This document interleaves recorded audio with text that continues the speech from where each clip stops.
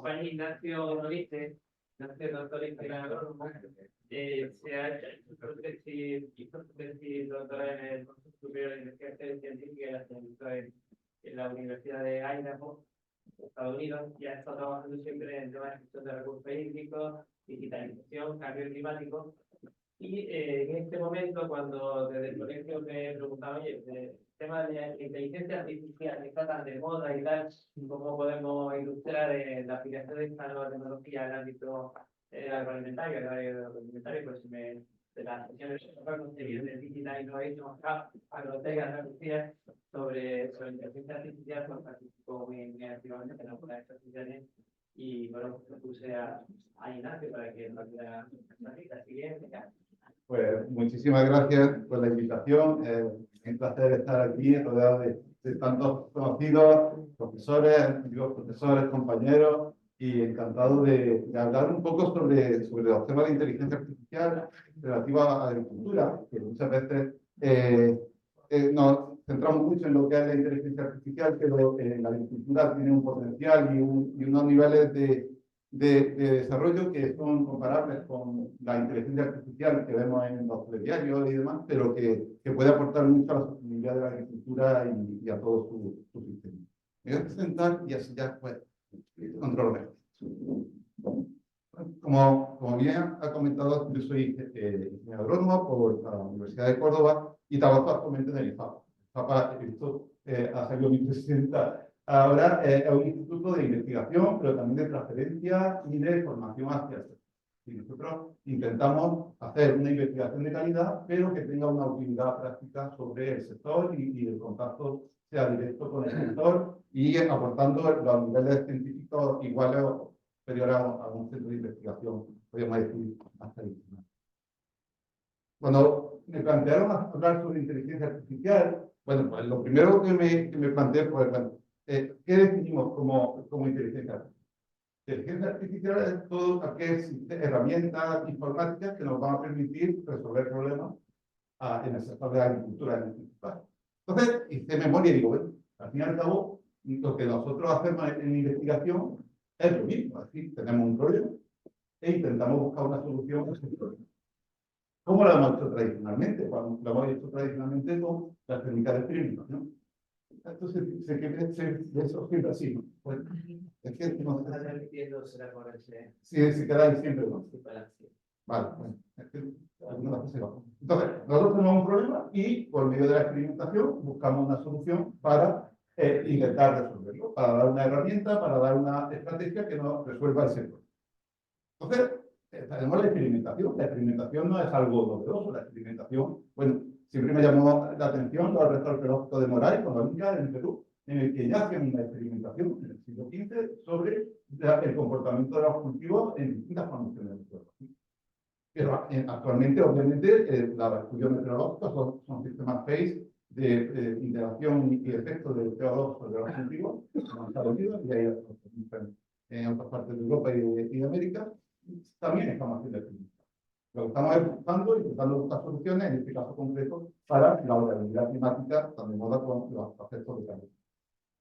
Sin embargo, hay veces, hay problemas en los que no podemos experimentar, no es posible experimentar. Bien porque la magnitud del problema impide hacer un experimento, o bien porque queremos hacer proyecciones futuras, o porque queremos intentar resolver unas alternativas que no podemos experimentar de forma económica. Y aquí es donde entramos pues, en el mundo de la simulación. El mundo de la simulación como aquel que definimos estructuras, sistemas informáticos, en los que vamos por un procedimiento de calibración y validación, llegamos a unas soluciones digitales y las llevamos hacia el sector, hacia el problema que tenemos. Entonces, ya llegamos al tema de los sensores para llegar a esas soluciones. Pues bien, los primeros sensores fueron sensores de salida del suelo, con Batchlander y demás, que empezaron en los años 60. Desde finales de los 60 ya teníamos sensores en el campo. Es decir, la agricultura, aunque de una forma muy inicial, pero teníamos unos sensores que nos estaban dando cosas. Pero es que los primeros satélites empiezan en el año 1972. Es decir, hemos tenido una serie de información, una serie de datos, que hablaré mucho de datos de la presentación, Tenemos una información que la teníamos, podemos decir, guardada, que la teníamos almacenada y que no éramos conscientes de el potencial que tenía. Ya en el siglo XXI, ya los sensores IoT, los sensores de los están revolucionando el tema de los sensores. Pero debemos ser conscientes de que había sensores, teníamos una información que es muy interesante. Y los modelos de simulación, teníamos la sensórica y todo lo que eran los modelos de simulación. Los modelos de simulación tenemos desde el año 48 hasta la fecha. Teníamos modelos para evaluar el comportamiento de los cultivos, para evaluar todo lo que era relacionado con el sistema agrícola contaminante. Entonces, cuando teníamos los sistemas tradicionales de simulación, teníamos una experimentación, que son unas fotos de la paella de trigo de allí de Papa, la tenemos en Santa Ella y en otra parte de Andalucía. Hacíamos unos modelos de simulación que eran calibrados y validados y eran capaces de obtener una herramienta. En este caso, pues una herramienta para la programación del río que la hemos desarrollado recientemente. Este era el modelo clásico para resolver problemas, generar herramientas que podrían ser útiles para eso. Bien, entramos ya en el mundo de la inteligencia artificial. Y bien, la inteligencia artificial, volvemos, es un sistema en el que vamos a intentar desarrollar sistemas para ser capaces de resolver tareas que requieren una inteligencia humana. Que al fin y al cabo, todo el proceso de calibración, validación y demás, hemos hecho una inteligencia, que no la llamábamos inteligencia artificial, pero que nos basábamos en el dato para generar resultados. Obviamente estos sistemas pues, tienen la capacidad de aprender, de razonar, de resolver problemas, etc. Y teóricamente una intervención humana. Pero en el resto son similares. Ejemplos, tenemos pues, desde el año... ahora todo el mundo habla del ChatGPT, de VAR, etc. Pero las primeras inteligencias artificiales eran, ahí no lo pueden ver, era el Deep Blue en el año 97, os acordaréis de todo lo que es el ajedrez con Kasparov. Es decir, en el año 97 ya había inteligencia artificial para un caso muy concreto, que era para jugar al ajedrez, pero que ya estábamos hablando del año 97, ya estamos para atrás, pensamos que, pero la inteligencia artificial tampoco es una cosa de auto, simplemente ahora vio una estandarización y un uso masivo de la inteligencia. Entonces, los sistemas tradicionales de inteligencia artificial se basan en bases de datos, muchos datos, unos modelos fundacionales o algoritmos, en función de las complejidades de estos algoritmos, para generar unos sistemas que nos van a resolver. Esto podríamos decir que es el sistema clásico de lo que es los sistemas de inteligencia artificial. Pero recientemente se están desarrollando alternativas a estos diseños que eran, podríamos decir, muy básicos y entramos en los gemelos digitales. Los gemelos digitales, al fin y al cabo, lo que son modelos de simulación y experimentación, pero que son alimentados con bases de datos masivas generadas por sensores, principalmente sensores de IoT, sensores de bajo coste que permiten una caracterización masiva de los y hagamos estos gemelos digitales. Al fin y al cabo, son modelos de simulación que los alimentamos en tiempo real con la información que nos dan. ¿Por qué? Cuando nosotros generábamos una herramienta, esa herramienta nos daba una recomendación. Por ejemplo, una recomendación de riesgo. Nos decía, usted tiene que regar la semana que viene con 20 milímetros.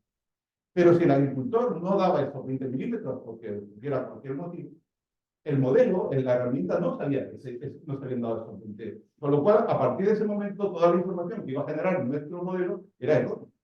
Con los gemelos digitales, tenemos un sensor que detecta que no se ha aplicado ese, con lo cual la herramienta se corrige de forma permanente.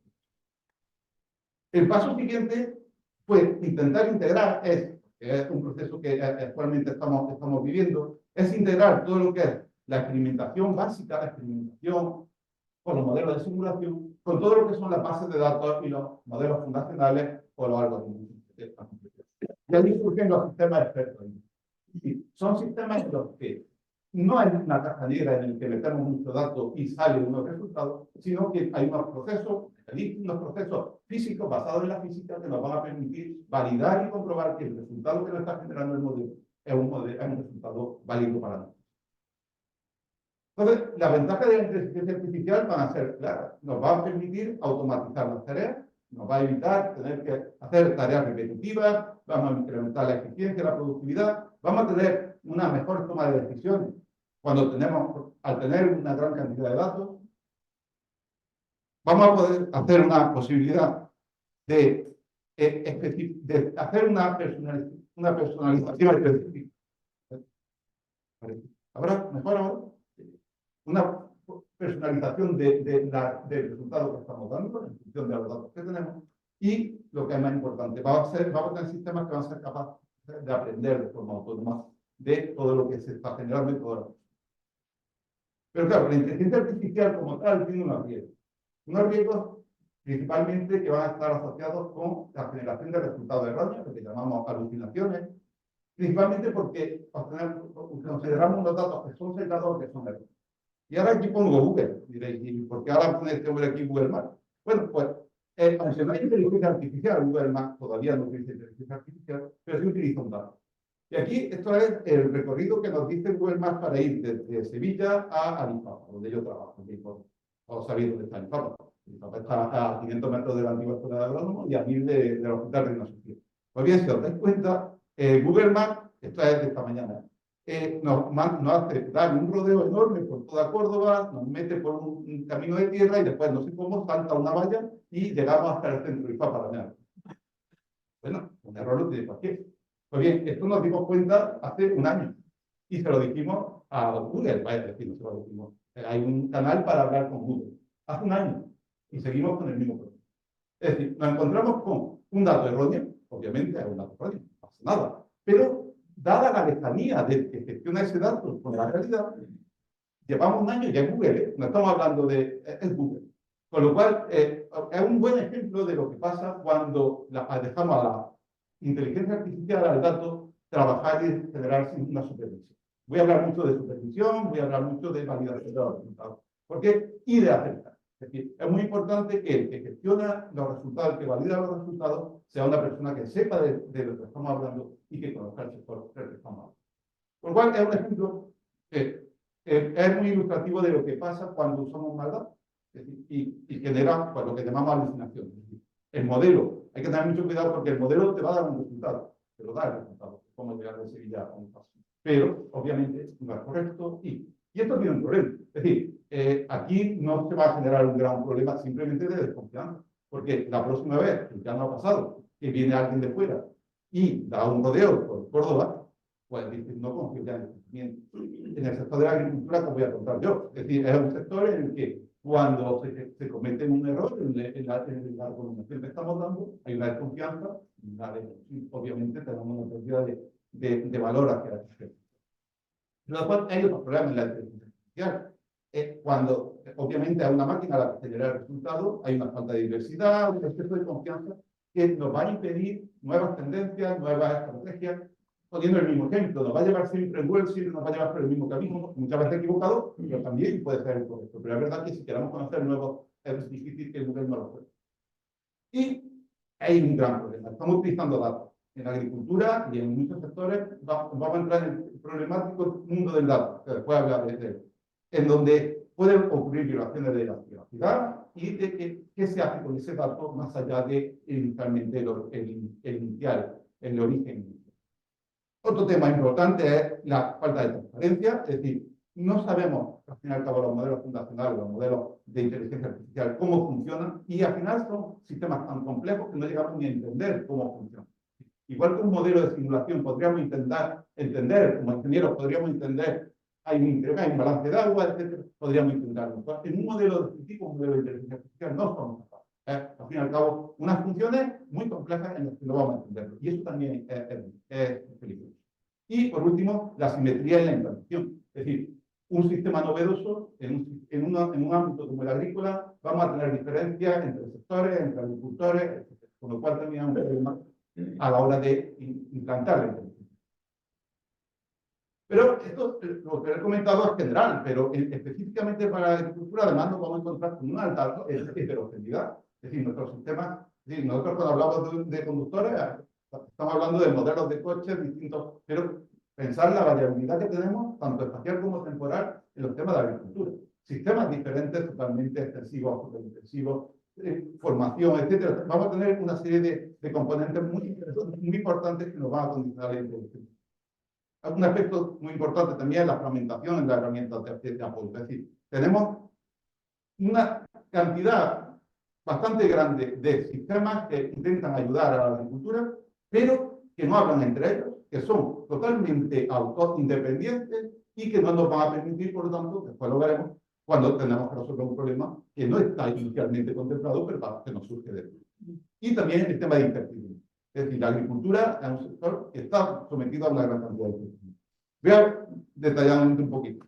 La heterogeneidad, obviamente, tenemos, solo en Andalucía tenemos unas condiciones meteorológicas desérticas en algunas zonas, tenemos condiciones de alta humedad en otras, tenemos eventos extremos, los recursos hídricos, que voy a contar, zonas de secano, zonas de regadío, zonas con mayor limitaciones, infraestructura hidráulica, infraestructura de otro tipo, hay zonas en las que no tenemos sistemas de riego, otras zonas que sí los tenemos, los sistemas productivos, lógicos, de producción integrada, intensivos, superintensivos, tipos de cultivos y la formación de los usuarios. Tenemos técnicos, tenemos agricultores muy bien formados, pero tenemos también una población de agricultores que no tiene acceso a la formación, por lo cual también tiene que entrar dentro de este tren de la inteligencia. ¿Y qué pasa? Bueno, os pongo un ejemplo de los cultivos del olivo, en el que tenemos distintas zonas y distintos problemas. Estamos detectando, por ejemplo, problemas de falta de acumulación de frío en las Islas Canarias, que nos están produciendo floración escalonada durante muchos años, con lo cual tenemos pérdidas de cosecha. Tenemos en la zona del marca de secano problemas con estrés hídrico, evidente. Problemas en zonas como la laguna de Úbeda, tenemos problemas de estrés térmico durante floración.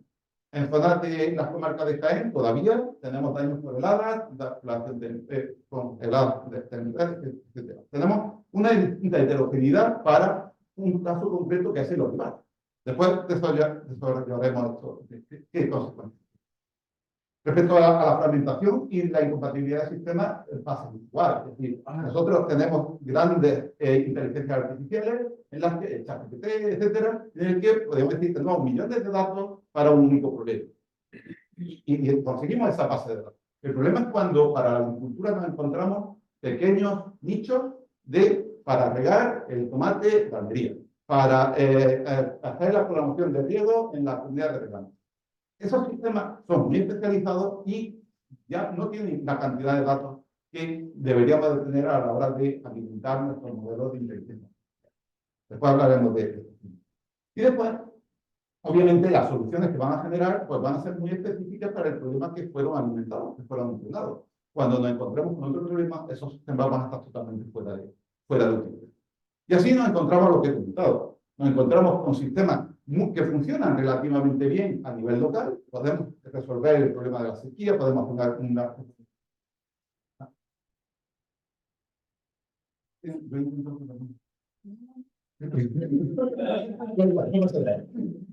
No, si hay algo más importante de todo.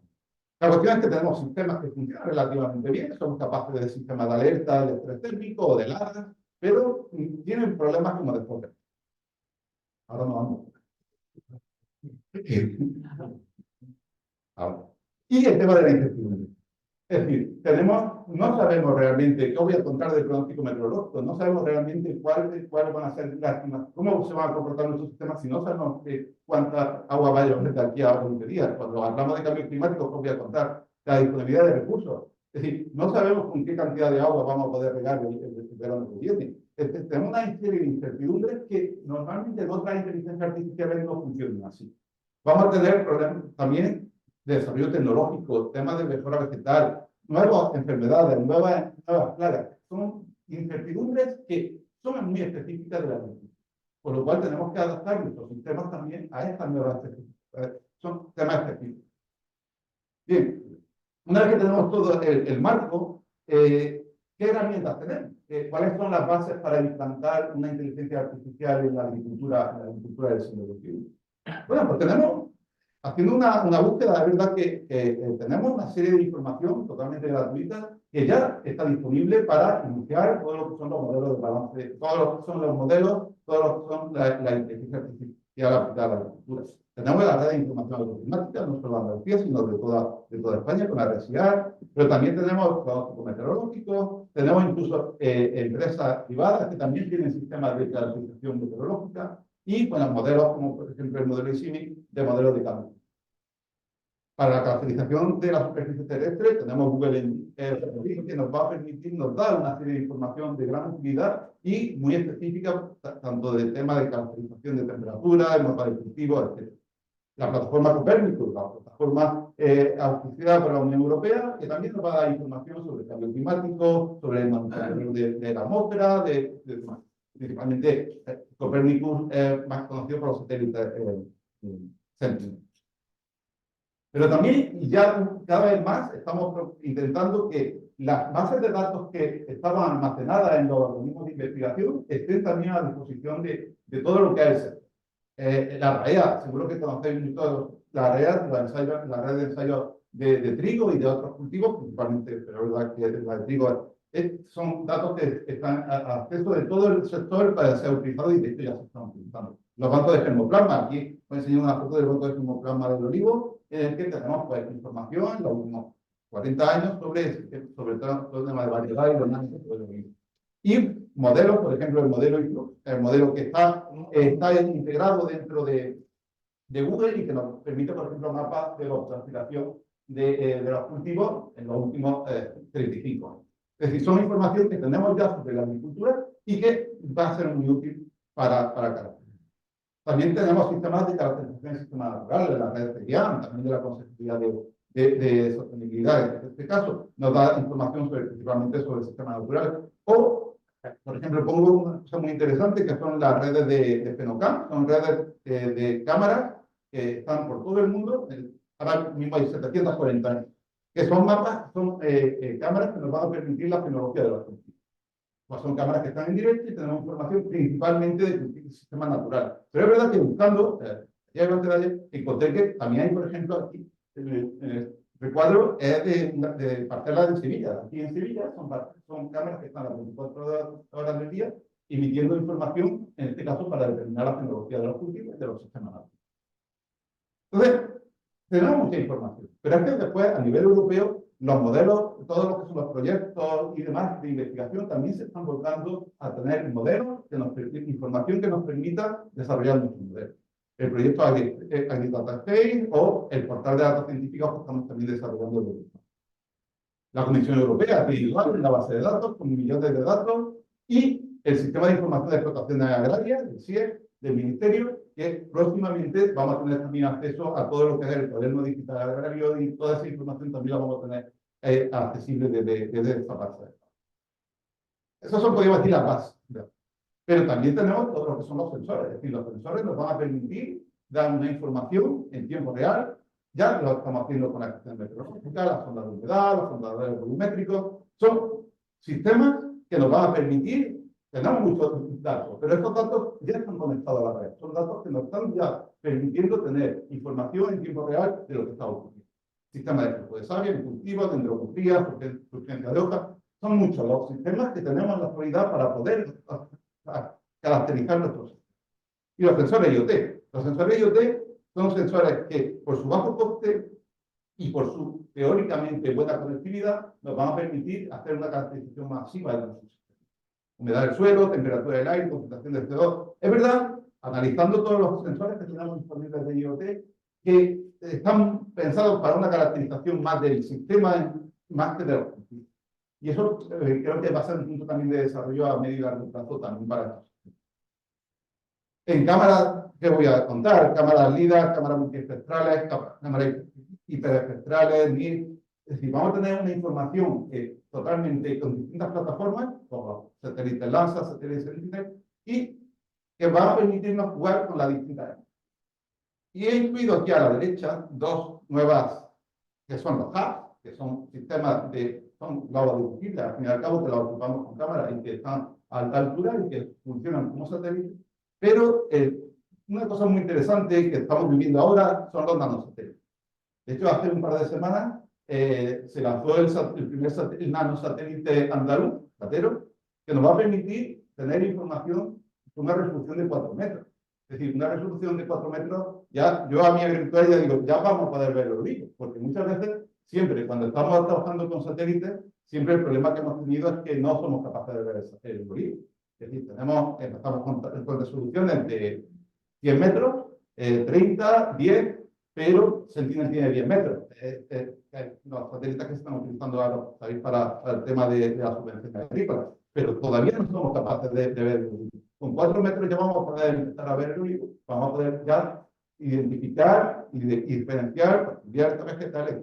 Y, por ejemplo, Platero, pues ya lo va a tener esta opción. Comentan que dentro de 2 semanas podremos tener la imagen. No sé yo si seremos capaces de empezar a tener, pero es una herramienta que vamos a tener aquí en el mundo. Y un aspecto muy importante de los sensores es la conectividad. Un sensor que no se conecta a la nube, al fin y al cabo, no nos sirve para todo lo que estamos hablando de inteligencia artificial.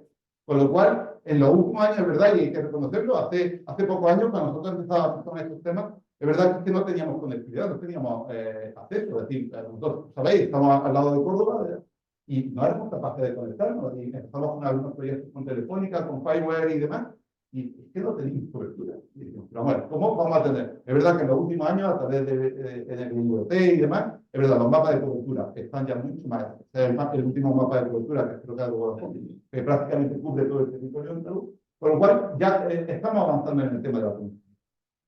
Pues la conectividad nos va a servir en dos sentidos. Es decir, para sacar el dato de nuestro sensor a la nube, pero también para conectarnos y para tener acceso a esa información. Y todo en medio, siempre hablamos del nube. Y ahí viene uno de los problemas que tenemos con la inteligencia. Esa es una curva de un artículo que ha publicado recientemente de Italia. Esa es la curva de incremento de la cantidad de información que nos están generando los sensores. Claro, hablamos de sensores, pero esos sensores son datos. Esos datos, los primeros eran productivos de estaciones meteorológicas y demás, pero ahora ya estamos trabajando con imágenes, estamos trabajando con una información que tiene un tamaño. Y aquí hay un ejemplo, que se ve por los pelos, de la información que se está generando en una parcela relativamente pequeña de 22 hectáreas, en el que ya para 2020 estaban en casi 19 gigas y ya en el 2025 40 gigas. Imaginaros si eso lo multiplicamos a escala de navegable o a escala de comando. Es decir, vamos a tener que pensar en cómo manejar todos esos datos, cómo vamos a manejar. Aquí os enseño el esquema de todo lo que son los data lakes, los repositorios de datos. Este es un ejemplo de que estamos implantando en INFA. Principalmente se componen de cómo obtener ese dato, cómo gestionar ese dato, cómo lo vamos a procesar y cómo vamos después a enseñar ese dato. Y todo tiene que estar, y ahí es un campo en el que nosotros, es verdad que tenemos poco juego, será el único que no tenemos juego, puede aprender de todo lo que podemos colaborar nosotros. Pero que son sistemas, principalmente sistemas informáticos, pero que es importante porque, al fin y al cabo, de estos sistemas van a ser las claves para después ser capaces de generar datos que sean útiles y que tengan una conectividad y que sean útiles para eso.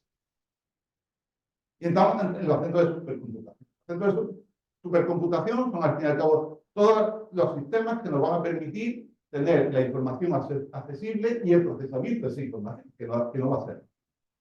Lo he puesto esta diapositiva porque, bueno, nosotros aquí en Málaga tenemos un centro de supercomputación, en la Universidad de Málaga tenemos este caso, pero lo interesante es que la inteligencia artificial ya nos está permitiendo, por ejemplo, el proyecto Aurora, que está aquí, ¿no? Es de un instituto de investigación norteamericano, que lo que está intentando hacer, y que lo va a hacer, como digo, en pocas fechas, hacer un ChatGPT para investigación.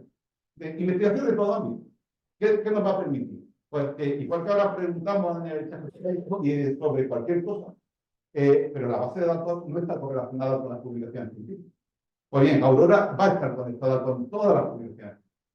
Por lo cual, si nosotros queremos saber el impacto del cambio climático sobre el olivo en Andalucía, ya lo que va a hacer es ir a la base de datos mundial con todo el conocimiento y va a ser capaz no solo de dar un resultado, sino incluso de hacerte un paper. Es decir, la cuestión va a ser que vamos a tener una herramienta para dar solución basada en investigación científica que es inimaginable ahora. Ya nosotros, bien sabéis algunos, tardamos en hacer una publicación un año algunas veces. Es decir, ahora lo importante va a ser el dato, porque vamos a tener herramientas para la búsqueda bibliográfica, para todo lo que es el proceso.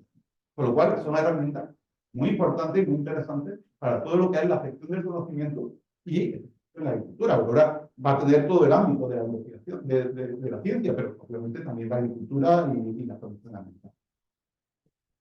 También tenemos nodos de innovación, porque todo esto obviamente tiene una complejidad que no es como antes cuando hacíamos una recomendación, es decir, tenemos una complejidad muy grande en el que vamos a necesitar, los investigadores, las empresas, todos vamos a necesitar herramientas que nos permitan, pues, hacer todo esto, tener herramientas que nos permitan ser capaces de generar resultados. Servicios tecnológicos, ecosistemas de innovación que nos permitan, como después comentaré, la interacción entre el sector público y el sector privado.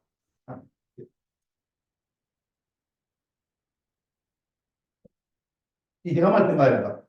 El tema del dato, como he comentado anteriormente, es un tema muy importante desde el punto de vista de la inteligencia artificial. La Unión Europea principalmente está siendo pionera a la hora de definir, a través de la Ley Europea de Inteligencia Artificial, que estos sistemas tienen que ser seguros, transparentes, no discriminatorios y respetuosos.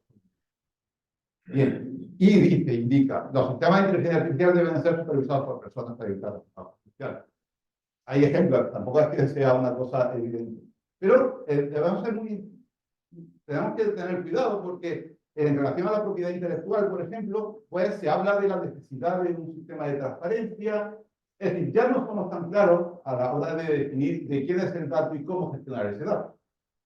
Con lo cual, aquí se ha perdido la última frase. Espero que no fuera nada. La cuestión es que tenemos el dato y tenemos que ser conscientes de que ese dato va a tener un valor. Tradicionalmente el dato que utilizaba el agricultor con sus sondas y demás, era un dato que tenía valor para sí mismo. Era un valor, era un sensor que se usaba, él hacía su programación y demás. Sin embargo, con la irrupción de la inteligencia artificial, ese dato es la base de la inteligencia artificial. Con lo cual, tiene que ser valorado y reconocido porque ese dato tiene un valor adicional a los otros. Y ahí entonces entramos en de quién es el dato. Un dato que yo he podido tener incluso un coste para conseguir ese dato se lo paso yo a una empresa, se lo paso a Google, y ese dato al final para Google o para cualquier empresa tiene un valor.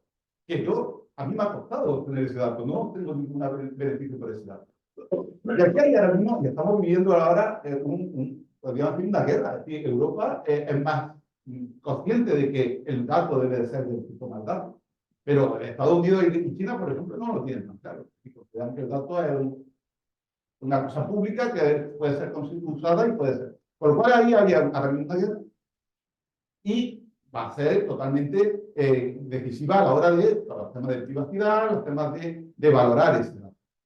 Y es muy importante. Un dato valioso es solo valioso si es correcto. Es decir, evitar el dato sesgado. Es decir, muchas veces pensamos en el dato por el dato y queremos tener mucho dato, pero si ese dato está sesgado, como vimos inicialmente con lo de Google, si el dato es erróneo, te va a llevar a resultados erróneos. No pensemos que por mucho dato, muchas veces cuando hablamos de inteligencia artificial parece que lo importante es la cantidad. Al contrario. Es decir, cuando hay datos sesgados, puedes llegar a resultados totalmente erróneos. Con lo cual, es muy importante que esa información, ese dato, sea de valor y que sea interesante. Y llegamos al punto, el dato realmente útil es el dato georreferenciado. Es decir, a mí, si yo digo que yo en mi parcela de arriba tengo 1000 kilos por hectárea, vale, está bien, pero si no digo dónde, qué condiciones han tenido y demás, tenemos un problema. Es decir, no va a ser útil. Pero es que la ley de protección de datos nos dice que no debemos de usar información escalada de distintos. Con lo cual, tenemos este problema, y además aquí ya no se ve. Bueno, cuando tenemos los sensores, cuando tenemos un sensor en cada parcela, es tremendamente útil, pero la privacidad que tenemos es muy pequeña. Es decir, cuando nosotros ponemos un sensor, sabemos cuándo el agricultor cuando ha regado, porque como ha regado, sabemos el valor de su producción, porque sabemos cuál es la cosecha que ha obtenido, etc. Cuando nos vamos a un satélite con este nivel de resolución, que es el satélite MODIS, con 1 kilómetro de resolución, pues aquí no hay ningún problema de esto no lo dice, no hay ningún problema, cuando se agrega la información no hay ningún problema de privacidad. Pero realmente esto es útil. Es decir, nosotros tenemos una información que está totalmente agregada, que está contaminada, por lo cual no somos capaces de obtener eso. Y ahí es donde está el equilibrio, donde encontrar el equilibrio. Os voy a comentar algunas aplicaciones de la inteligencia artificial específicas para la agricultura, que creo que dan una visión del futuro, actual y futuro, que puede ser muy interesante para todo lo que es el tema de a ver si no No puede arrastrar. voy a intentar moverlo arriba del todo. No puede arrastrar a la derecha. Este no me deja ni pensar. Ahora, ya, el título no olvidamos del título, pero ya sí lo veo, ¿vale? Entonces, la predicción meteorológica es fundamental. Es decir, la predicción meteorológica, hemos tenido predicción meteorológica desde tiempos, es decir, ¿y cómo lo usábamos? Pues principalmente lo usábamos con modelos, que usábamos distintas predicciones, proyecciones, y éramos capaces de tener modelos. Ahora mismo las predicciones principalmente se hacen desde el Instituto LSMWF, el Centro de Predicción Meteorológica Medio y Largo Plazo, que nos da predicciones a 10 días. Ahí hay muchas páginas web que si las busquéis, pues podéis encontrar previsiones para que genera este. Y también la alerta temprana de inundaciones y la alerta temprana para el tema de olas de calor y otro tipo de eventos.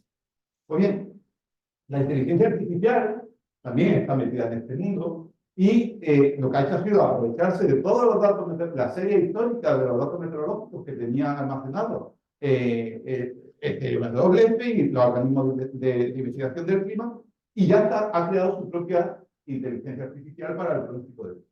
Y se llama GraphCast, que se ha generado principalmente con la herramienta de Google de DeepMind. Pues bien, no, se han comparado con los resultados y se han generado resultados mucho más válidos, mucho más precisos con la inteligencia artificial y mucho más. Incluso esta herramienta utiliza ordenadores que no son ni los centros de supercomputación como hemos visto anteriormente, sino modelos relativamente simples, pero con la gran experiencia que ha obtenido el SW. Es decir, eran datos muy valiosos, pero que generan una información mucho más rápida y mucho más accesible.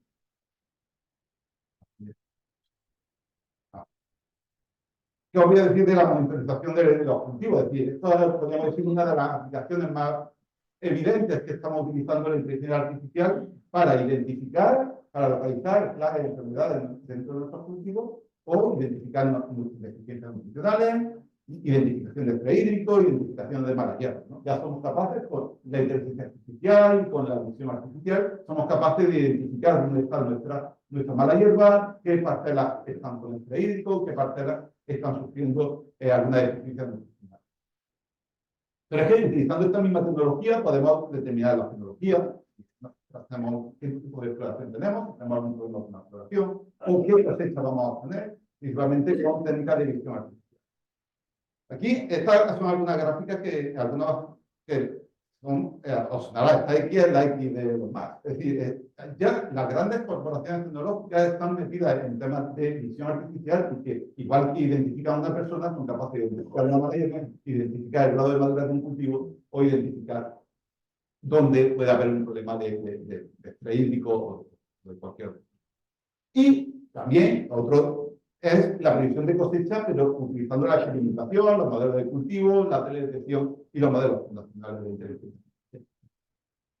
La optimización del riego es otro de los grandes temas en los que está la inteligencia artificial. Ya somos capaces de programar el riego integrando sensores. También somos capaces de predecir la demanda que van a tener en zonas regables, ser capaces de generar una gestión ética del riego y cuantificar otros aspectos medioambientales como los relacionados con el carbono y todo lo que es el almacenamiento. En tema de ganadería, lo he puesto porque es muy interesante. Nosotros iniciamos un proyecto en IFAPA con todos los que son los Demofar y demás, en los que hacíamos el seguimiento y determinábamos el patrón de cultivo, de movimiento y de salud de las aves, con los collares que teníamos en el ganado. Y éramos capaces de identificar qué le ocurría si el ganado estaba en, primero localizarlo, obviamente, pero también si al ganador le pasaba algo porque su comportamiento era anormal. Pero también los temas de automatización de operaciones, con ordeño y limpieza, pues podemos contar sobre estos temas de automatización e inteligencia artificial.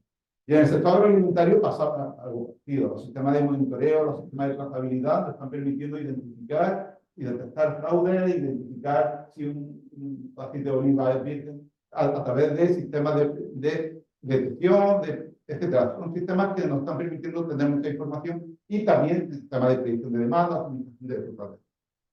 Y llegamos a lo que muchas veces se habla de la conducción autónoma y la mecanización. Pues en el sector agrícola, por supuesto, también existe. Y también es verdad que son sistemas que son muy experimentales, obviamente todavía vamos a tardar en encontrarlos por el campo, pero sí vamos a poder, esta herramienta ya están disponibles, la conducción autónoma, la aplicación de herbicidas, que se está haciendo ya en temas muy específicos y la de.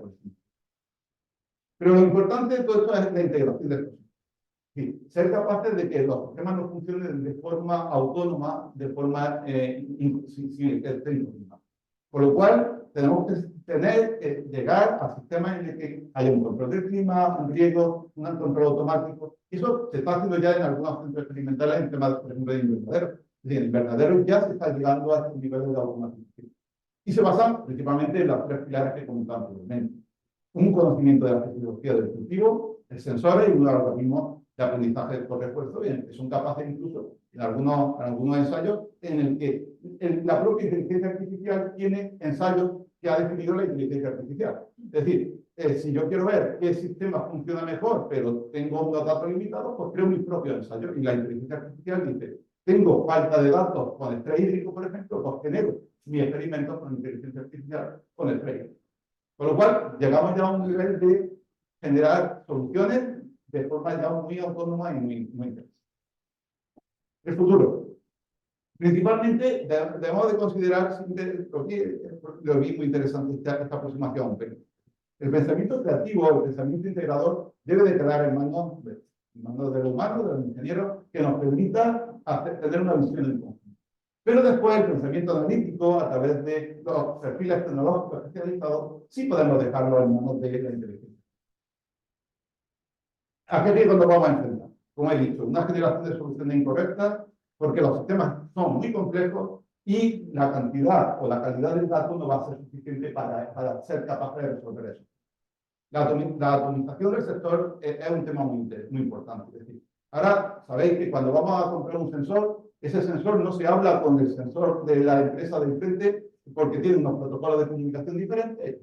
¿Qué ocurre cuando ese sensor se avería o ese sensor o seguimos en esa misma empresa o tenemos que buscar cambiar el mercado?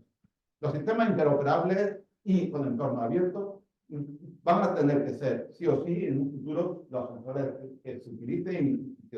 Y después, el tema de la diferente implantación de la inteligencia artificial. Es decir, las diferencias que existen actualmente van a ser potenciadas, obviamente, si la aplicación de la inteligencia artificial no se hace de forma. ¿Qué podemos hacer? Pues muy importante, validar todo lo que es el dato. Todo dato que se utilice tiene que ser validado. Y tenemos que valorar ese dato porque va a ser la base de obtener datos. Tenemos que promover la transparencia en los modelos fundacionales, en los modelos de inteligencia artificial, y evitar las cajas negras, y tenemos que intentar entender lo que hace la inteligencia. Y para eso somos nosotros, para eso somos los ingenieros, que tenemos que entender lo que está haciendo, aunque sea un sistema complejo, pero tenemos que entender lo que está haciendo. El desarrollo de sensores remotos con mejores resoluciones va a ser básico. Es decir, va a haber zonas, tipo de agricultura, que no vamos a poder tener un sensor específico. Pero sí, sistemas de teledetección, sistemas que nos van a permitir tener información de eso. Y los sistemas de bajo coste que nos permitan intercambiar. Aquí lo digo ya así se va a ver. El dato es más importante que el modelo. Si tenemos un dato interesante, ese dato va a ser siempre interesante, independientemente del modelo que estamos utilizando, independientemente del sistema. ¿Cómo podemos solucionar los problemas de soluciones erróneas que nos genera la inteligencia artificial? Principalmente la validación. Sistemas de alerta que nos den una información, nos enseñen rápidamente lo que está ocurriendo en nuestro sistema. Y, por supuesto, debemos de evitar sobreestimar la funcionalidad de la inteligencia artificial, lo que he dicho. Si la inteligencia artificial me está diciendo que regamos mañana, pero no riego por lo que sea, tenemos que estar conscientes de que esa información va a ser errónea. Por lo cual, no tenemos que creer siempre a la inteligencia artificial. Y, muy importante, debemos de intentar que los componentes éticos, medioambientales o sociales los incorporemos nosotros a nuestro asesoramiento. La inteligencia artificial, si no está entrenada para tener en cuenta estos componentes, no la va a tener en cuenta, obviamente. Por lo cual tenemos que intentar evitar caer en la tentación de confiar totalmente, porque pues, vamos a ser serios. Es decir, podríamos, si dejamos en manos de la inteligencia artificial el reparto del agua, por ejemplo, a nivel de cuenca, pues obviamente, si lo que queremos es optimizar el riego, pues igual se va todo el agua a presa. Entonces, cuidado. Es decir, tenemos que ser conscientes de que hay otros componentes, no solo los técnicos, que nos van a llevar a cabo a la hora de la combinación que vamos a hacer. Entonces, es importante promover también la implantación de redes de sensores interoperables y compatibles y abiertos. Es decir, igual que nosotros siempre que hacemos labor de investigación, intentamos que sean abiertos, pues también tenemos que intentar tener bases de datos que puedan utilizarla cualquier actor del sistema. Es decir, no tiene sentido, bueno, no tiene un sentido comercial, pero desde un punto de vista de avanzar en el asesoramiento y avanzar en el desarrollo de la agricultura, el dato útil es el dato que es compartido y que va a poder ser útil en distintas situaciones, distintos cultivos, distintas condiciones. Por lo tanto, tenemos que, a través de la colaboración público-privada, crear bases de datos, con datos en abierto y estandarizados, promover el desarrollo de herramientas de inteligencia artificial específicas para la agricultura y, un aspecto muy importante, las actividades cognitivas. Es decir, coger un dato no es fácil y utilizar una herramienta de inteligencia artificial tampoco es fácil. Estamos promoviendo los laboratorios de innovación en el que tanto empresas como organismos públicos de investigación intentamos trabajar de forma colaborativa para desarrollar productos que puedan ser útiles para todo lo que es la agricultura en su conjunto, utilizando, en este caso, nuevas tecnologías o herramientas de inteligencia. Y vuelvo a la diapositiva que enseñé al principio. Es decir, si nosotros somos capaces de tener todo el conocimiento que tenemos en las Islas Canarias para los problemas de falta de flujo, en las zonas de secano por el estrés hídrico. ¿Por qué? Porque es que los problemas que hoy son de aquí, mañana podremos tener la mutación. Por lo cual, esa base de datos que hemos adquirido debe de ser integrada y tienen que estar todas a disposición de todo lo que es el conocimiento del sector. El negocio estará en crear buenos modelos, crear buenos sistemas que den respuesta a las demandas de la agricultura. No en el dato en sí. El dato en sí es un dato que va a ser útil para todo lo que es el desarrollo del sector. Y es también muy importante ser conscientes de que la inteligencia artificial no vamos a poder aplicar la misma intensidad de inteligencia artificial a todos los sistemas agrícolas. Y eso es evidente. Es decir, igual que los invernaderos tienen un... Es decir, tenemos que ser capaces de pensar que la agricultura extensiva no va a poder contar con un nivel de sensorización como una agricultura superintensiva de minería, obviamente. Con lo cual, va a haber distintas recetas, va a haber distintos tipos de inteligencia artificial. Los sensores remotos, como digo, va a ser una solución muy interesante en sistemas más extensivos. Y en sistemas superintensivos, pues vamos a poder no solo sensores remotos, sino sensores in situ, vamos a poder tener sistemas expertos y vamos a tener incluso automatización de tareas. Bien, ya como conclusión, indicar, la agricultura es un sistema que es muy complejo, eso lo sabemos todos. Y tiene unas características de heterogeneidad y de singularidad que nos va a hacer, vamos a tener que dirigir esa inteligencia hasta ser capaces de llegar a un equilibrio entre lo que es la utilidad de la inteligencia, pero también ser capaces de supervisar en todo momento lo que está haciendo la inteligencia. ¿Y quién lo va a hacer, esa supervisión? En serio, pues tendrán que ser técnicos cualificados, conocedores del sector. Eso tiene nombre. Los ingenieros agrónomos, principalmente, que tenemos un conocimiento técnico, pero también tenemos un conocimiento profundo de los sistemas que tenemos. Principalmente, la inteligencia artificial no debemos de verla como un riesgo para ningún tipo de agricultura. Es decir, vamos a hacer un sistema que nos permita ser más eficientes en el uso de la agua. Y si no usamos la inteligencia artificial, debemos de pensar que es que vamos a perder competitividad. Porque nuestros vecinos de cualquier parte del mundo, porque aquí estamos hablando de soluciones que son globales, sí van a estar dentro del mundo de la inteligencia. Por lo cual vamos a perder competitividad, vamos a perder el mercado, vamos a perder todo eso. Por lo cual, debemos ser capaces, porque además, creo que en Andalucía tenemos unas bases muy buenas para implantarlas. Tenemos técnicos que son muy competentes, tenemos herramientas para llegar a ese nivel de sensorización y, como digo, la colaboración público-privada con organismos de investigación y universidades que son capaces de generar conocimiento y generar herramientas que puedan servir. Y el dato. El dato es básico. La experimentación nos va a permitir obtener datos de aquellos sectores, de aquellas zonas en las que, por lo que sea, porque sea difícil, no tenemos. Aquí os enseño, estamos construyendo un invernadero que cada vez parece más otra cosa, en el que estamos intentando reproducir las condiciones climáticas del futuro. Es decir, no solo de temperatura y demás, sino que también estamos implementando CO2 y estamos haciendo las condiciones para ser capaces de obtener datos en condiciones en las que ahora mismo no las tenemos. Entonces, bueno, pues estamos sensorizando, estamos haciendo, podríamos como un laboratorio de innovación en el que intentamos, las últimas tecnologías las estamos intentando implantar ahí para tener datos de cultivos, datos con estrés hídrico, no hay información, por ejemplo, de qué ocurre cuando hay un estrés hídrico y en condiciones de cambio climático con altas temperaturas y con altos niveles de CO2, por ejemplo. ¿Por qué? Porque los experimentos no han podido hacer todo eso a la vez. Es decir, se ha hecho experimentos de CO2, se han hecho experimentos de falta de agua, pero no hay herramientas. Por lo cual estamos intentando dar información, dar datos. Y, por supuesto, con estrategias de datos abiertos y una cosa muy importante. Nosotros, como organismo de investigación y transferencia, intentamos llegar al sector, pero es muy difícil llegar a cada uno de los agricultores que tenemos en Andalucía o en España. Por lo cual, tenemos que contar, y eso lo hacemos mucho, con los técnicos de las comunidades de regante y los técnicos de la comunidad. Son personal cualificado que están muy en contacto con el sector, por lo cual nos sirve muy bien como paso intermedio, como campamento base para llegar a lo que es el sector.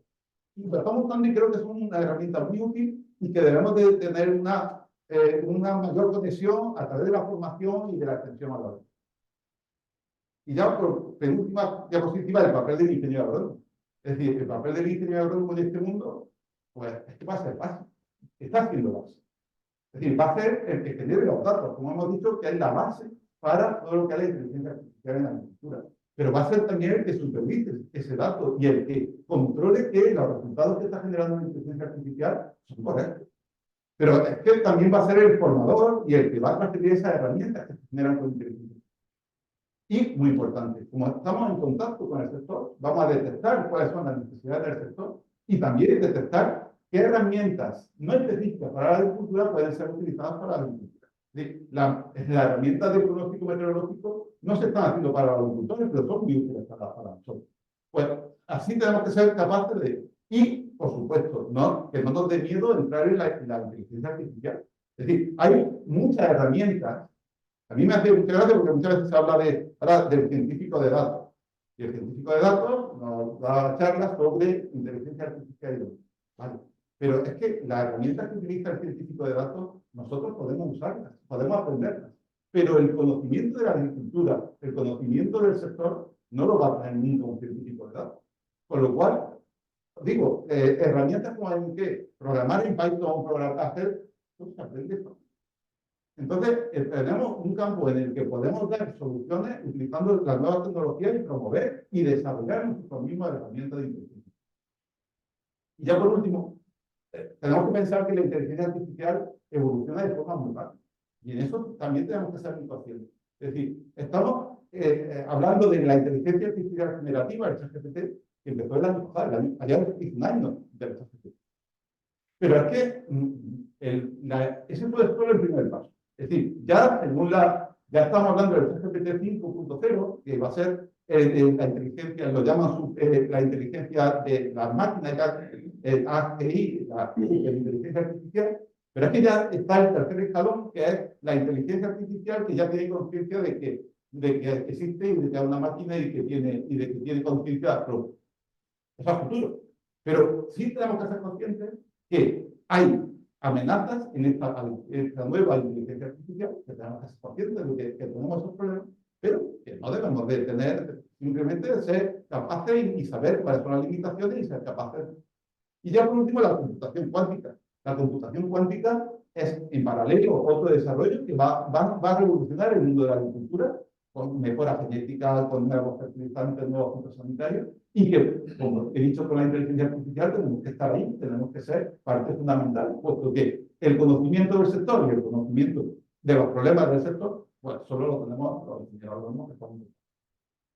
Y bueno, eso es lo que había preparado sobre inteligencia artificial. Muchas gracias y nada.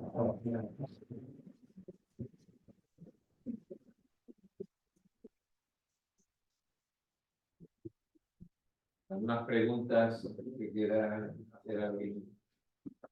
Yo voy a hacer una también, que si esto se puede aplicar al colegio. Damos datos aquí con el Venga, Paco. Mira, simplemente comentar que si la formación que te permite, que tienes tú y a ti te permite opinar de la posibilidad de la inteligencia artificial, va a ser posible hacer con los alumnos que inicien su carrera de ingeniero agrónomo y tengan que absorber en el tiempo de los 18 hasta los 25 años esa formación. Pues claro, tú hablas desde el conocimiento de la problemática y del conocimiento de tu formación como ingeniero. Ahora, la gente, yo he sido profesor, la gente nueva, o lo enseñas todo a ser técnico de datos, que entonces es nulo, o bien a ver cómo se compagina esas dos situaciones. Claro, eso lo hemos encontrado siempre. Es decir, muchas veces cuando nos encontramos con un problema que tenemos que utilizar otra tecnología, pero yo creo que lo difícil para un estudiante es tener el concepto de lo que es ser ingeniero, lo que es la agricultura, lo que es el mundo rural. Entonces, debemos de evitar, es decir, obviamente tenemos que darle las bases a los estudiantes de todo esto.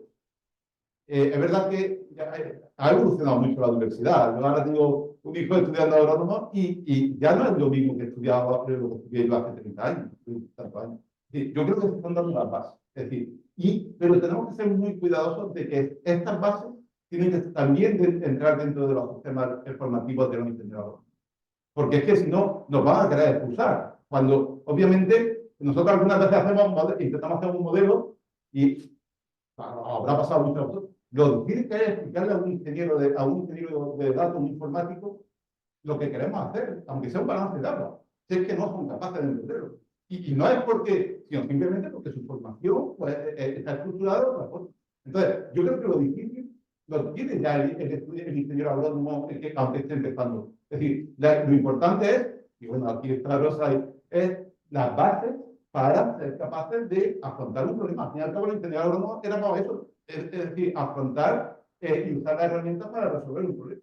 Pues esto es otra alternativa y otra carretera que tenemos que seguir.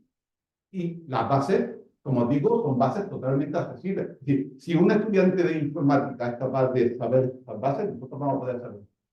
Porque esa información, ese conocimiento, esa experiencia que tenemos los ingenieros agrónomos, precisamente no la vamos a poder tener ellos. No, porque es imposible, porque ellos tienen que abarcar otro ámbito, pero nosotros sí lo vamos a hacer. Entonces, yo creo que los programas de estudio de las universidades se están adaptando, voy a decir de máster, ¿no? El máster de digitalización y demás, se están haciendo ya, se están poniendo muchas bases para que este mundo no sea de otros, es decir, este mundo es nuestro, claro que es nuestro. Y tenemos que aportar y no dar un paso atrás porque, obviamente, si se quieren hacer las cosas bien, tendrá que ser porque los ingenieros agrónomos están aquí. Por lo cual, yo creo que no debemos de... Hay que poner bases, pero que tenemos capacidad para hacerlo. Sí, yo por lo que me ha parecido decirte, cada sistema coge sus distintas, coge muchos datos de distintas bases de datos, a cada redundancia. Entonces, a lo mejor, lo que te puede dar un ChatGPT como solución puede ser distinto, no discrepante o no diametralmente opuesto, pero sí distinto a lo mejor a lo que te puede dar el X, ¿no? Claro, los sistemas al fin y al cabo te van a generar, bueno, ya incluso se están haciendo competiciones de inteligencia tipo GPT que se ponen a discutir entre ellos. Es decir, ¿por qué? Claro, todo lo que sea una base de datos y otra base de datos, todos sabemos que, claro, las bases de datos no representan a toda la... Porque después había otra cosa adicional que es la ponderación. El sentido común. Claro, es que eso es importante. Si esa base de datos está cercada, que es lo que hablamos de sesgo, los resultados son cercanos. Evidente. Con lo cual, eso es lo difícil cuando tenemos sistemas que no son tan numerosos. Es decir, por ejemplo, queremos asesorar en agricultura ecológica. Claro, ya la base de datos es más pequeña. Y ahora queremos asesorar de agricultura ecológica sobre enfermedades de almendro, ya más pequeña. Y ahora en la provincia de Granada. Entonces, claro, al final los datos que alimentamos esa hipotética inteligencia artificial pueden estar cercanos. Por lo cual tenemos que ser muy cuidadosos. Así ocurre con los modelos del cambio rural. Igual. Utilizamos datos diferentes, pues hay un resultado diferente y nos volvemos locos después cuando intentamos ver qué va a pasar. Sí. No hay ningún modelo que diga nada. Que digan lo mismo y que los no saben cuál es el que va a pasar. Que hay la política es única. Eso sí. Rosa quería preguntar. Sí, yo solamente por corroborar, primero felicitarte, Ignacio, me ha parecido fantástico y muy bien enfocada la charla, creo que hacia el papel que debemos tener y ahí estamos muy preocupados también en la escuela de de ingeniería agronómica, porque en toda esta revolución, al final lo que estamos intentando es que esta digitalización, esta inteligencia artificial sea útil para, en nuestro caso, para el sector en el que vamos a aplicarla. Y para que sea útil de verdad, lo más importante, como bien has dicho, es la expertise de dominio, es decir, que se conozca el ámbito al que se va a aplicar. Y en un mundo tan dominado por los informáticos, de verdad que nos está costando mucho hacernos respetar en este sentido. Es decir, no, hablo por la escuela que dirijo y entiendo que nuestras escuelas, pues, yo en menor medida también han hecho una apuesta en ese sentido. De esta escuela no sale ningún ingeniero agrónomo que no conozca esta herramienta. Es decir, hoy en día los planes de estudio, claro que se han adaptado y claro que tenemos ahora mismo, pues, incorporadas todas estas nuevas tecnologías que las conocen los ingenieros agrónomos cuando salen. Como bien dice, conocer la tecnología al final es fácil, pero conocer el funcionamiento del sector, ahí es lo realmente complicado. Entonces, este no es un sector para tecnólogos generalistas que marean datos, todo imperfecto, y al final lo importante es las decisiones que se toman con esos datos.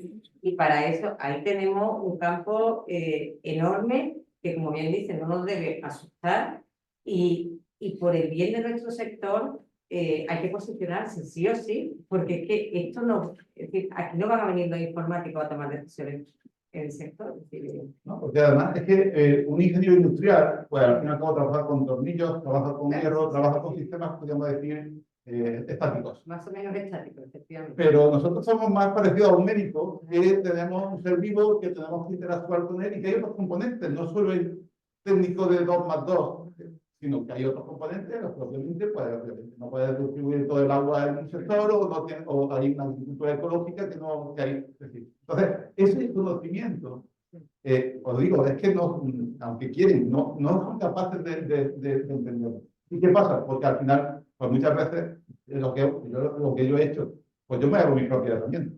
Es decir, porque es que tardo menos en aprender yo Python que en enseñarle a un informático lo que es un balance de agua y por qué la planta en verano cierra el estómago. Es decir, entonces, esas cosas, pues, evidentemente, pues, al final, y la base es tener una buena base para la redundancia. Es decir, si a nosotros, las escuelas de agrónomos, no nos dan las bases para no asustarnos, en meternos en temas de informática, vamos a tener herramientas y mucho más útiles que las que podemos hacer cuando un informático intenta entrar en algo. Yo creo que lo que tenéis, el reto del docente, es que no haga como mi hijo el año pasado en cuarto de eso. La profesora de francés le mandaba una redacción, la hacía en español, le metía el Google Translator a francés y la entregaba. Entonces el reto del docente está en que el niño salga con los conceptos bien aprendidos. Y no, porque es que, claro, hay cierta tendencia, el alumno tiene tendencia a lo fácil, ¿no? Y al final le da igual aprender francés, lo que quiere es aprobar el ejercicio francés. Y claro, sale la redacción perfecta con el buen traductor a francés. Y la ha hecho en español y no sabe ni lo que ha puesto. Entonces, el reto del docente es que el niño sepa cómo va el sistema radicular y el estrés hídrico y todo esto. No, pero ese debate está ahora mismo, vamos, digo, en esta semana que se está dibujando el nuevo mapa de presentaciones a nivel andaluz, estamos en debate intensísimos todos los días con los informáticos para decirle que ese no es el profesional que nuestro sector necesita y que ahí lo que necesitamos son ingenieros agrónomos con competencia en inteligencia artificial. Es algo que iba diciendo hace mucho tiempo. Efectivamente, pues ha llegado el momento en el que los informáticos ven potencial en nuestro sector. Quiero agradecer a los ingenieros representantes de Ingeniero Aeronáutico y de ICAI que nos acompañan hoy, a Manuel Cruz y a Juan Moreno, representantes de ASIAN, de la Asociación de Ingeniería, que nos acompañan hoy aquí porque lo habremos abrumado un poco con tanta competencia de ingeniería agronómica. Y quiero agradecer a las personas que trabajan en el colegio, que hayan hecho posible la junta de hoy, la conferencia y todos los 6 meses de la junta anterior. Y a vosotros vuestra asistencia y a los conferenciantes, como recuerdo, le voy a entregar una reproducción en piedra de la diosa Ceres, que está en el teatro, apareció en el teatro como la Menina, la diosa de la agricultura.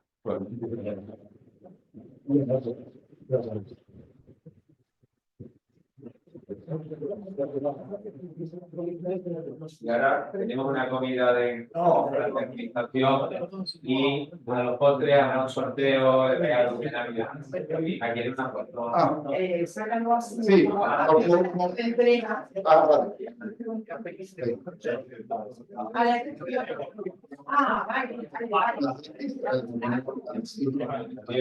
Oye, se ve que es una-